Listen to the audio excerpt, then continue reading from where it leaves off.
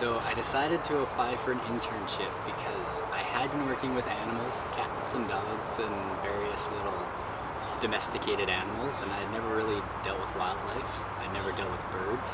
I never dealt with raccoons or skunks. And I really wanted to grow my knowledge just in general of animals.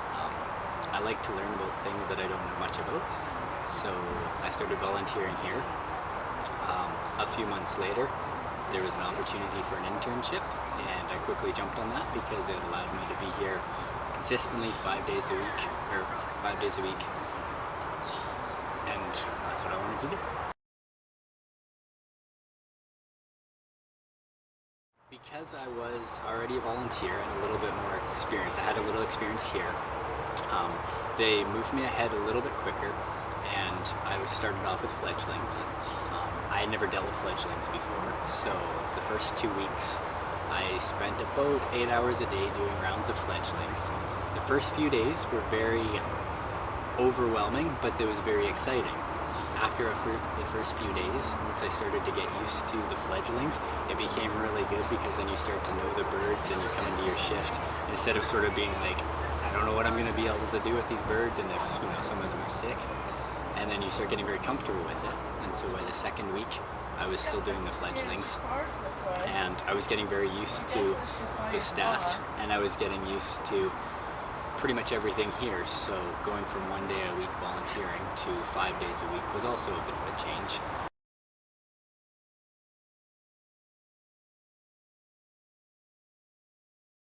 So I'm at about 5 weeks into it. I've moved pretty quickly through things. However, yesterday I got to handle a raccoon for the first time in my life. I got to handle a skunk a few days ago for the first time in my life.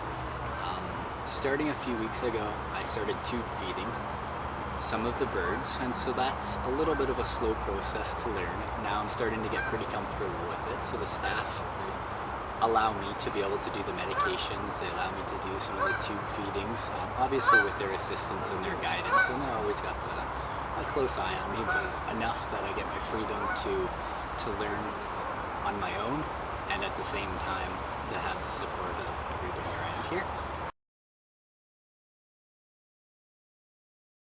I've got too many cool moments. When you do the fledgling rounds, you see all these birds that, if you've never dealt with fledglings, this is all new to you. And then when you go on the nestlings with the baby birds, and you've never dealt with baby birds, that is one of the coolest things. I never believed that I would be able to do nestling rounds. And then when they hand you a raccoon, and you scruff it, that is one of the most exciting parts. And then when there's a great big blue heron, and you get to tube feed it, and you see it be mackerel, and you see it improve, that's one of the best things.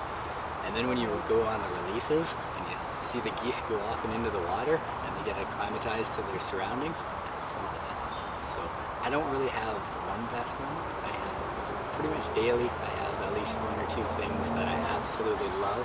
I send to my mom, I send to pretty much everybody I know because I'm excited about it.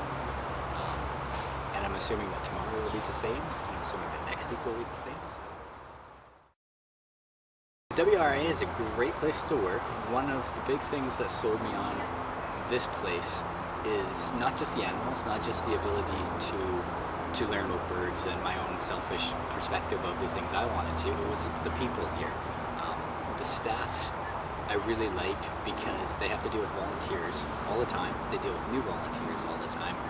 And that's a great mannerism to learn just in general of how to be able to deal under pressure with these birds, with a ton of volunteers around, everybody going for the same goal, and to be able to keep your composure, and everybody here seems to do it so well. And that's one of the things that I just love about it. Everybody's open to questions, nobody worries too much about whether you ask a dumb question, and so it's great.